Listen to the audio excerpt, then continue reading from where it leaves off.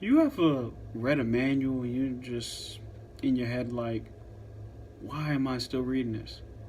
I don't understand it. Yeah, that's me right now. And I'm tired of it. What I want to do right now is I just want to sit here and have a conversation. I want to talk about water. Water is very important to us. Water is a way of life. Water is the life's source. If you don't drink water, you can die, right? So, with that being said, it would be very detrimental to our health if the water that we drink and the water that we utilize for everyday activities was contaminated. And in my world and what I do in my job in preventive medicine is I test water. I test water for different contaminants and for different things that can happen in the water, different disease and different sources that the water can come from to ensure that across the board it's drinkable and it is safe.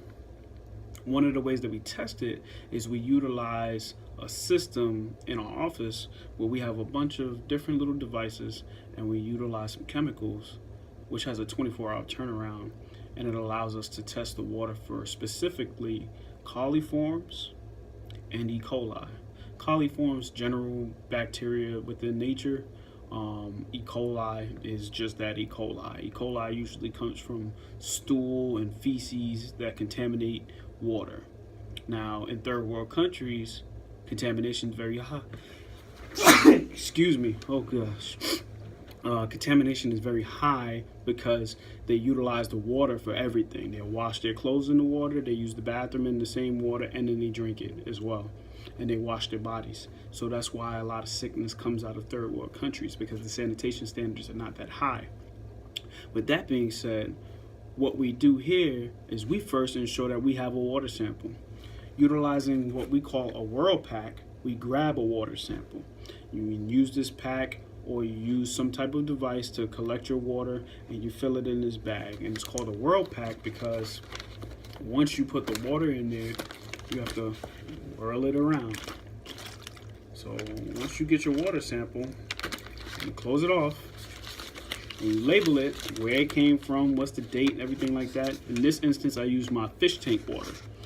Shout out to my fishes because they take care of us. They are our control. Then you want to go ahead and you get one of these 100 milliliter bottles. This is going to be our container, essentially. We're going to put the water in here and fill it to this 100 milliliter line right here. All right. I have a pre-filled water bottle that is clean and clear.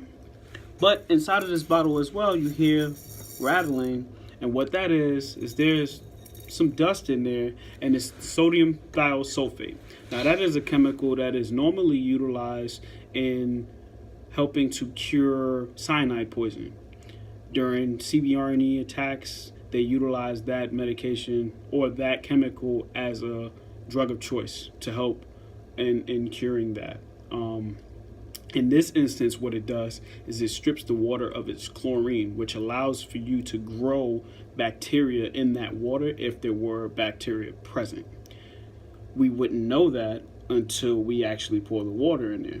You don't see the chlorine stripping out of there. You just know when you actually put the water in the incubator.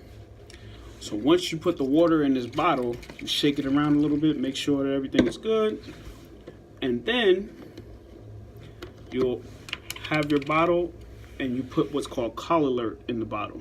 Colilert is a form of food for bacteria. Once the water is stripped of its chlorine, it'll have no protection from the bacterial growth once heat is applied.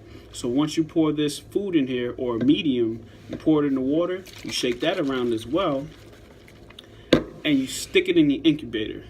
The incubator is usually heated up to 35 degrees Celsius. It gives optimal food growth. So when bacteria grows, most of the bacteria that you'll find in water, they'll grow most likely in a warm environment.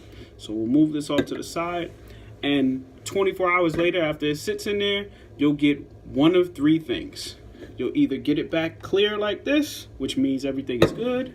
You'll get it back yellow like this, which means there are signs of coliforms in the water, to which you'll tell that facility or place that you got this water from to shut down their water site, clean their facility, and then retest.